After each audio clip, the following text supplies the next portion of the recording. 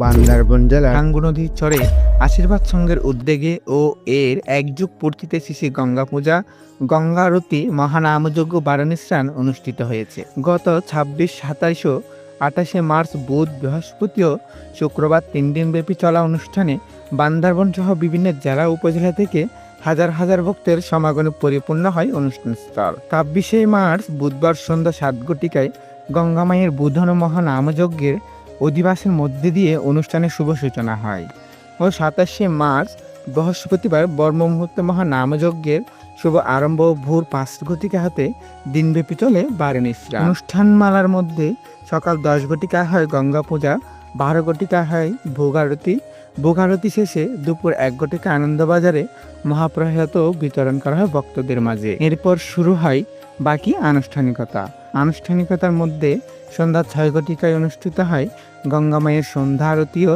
মহানামযজ্ঞের পূর্ণাহুতি। মহানামযজ্ঞের পূর্ণাহুতি শেষে রাত ৭ ঘটিকায় হয় গঙ্গা আরতি ও হাজার প্রদীপ প্রজ্বলন অনুষ্ঠান। প্রদীপ প্রজ্বলন অনুষ্ঠান শেষে রাত ৮ ঘটিকায় হয় সাংস্কৃতিক অনুষ্ঠান ও পুরস্কার বিতরণী।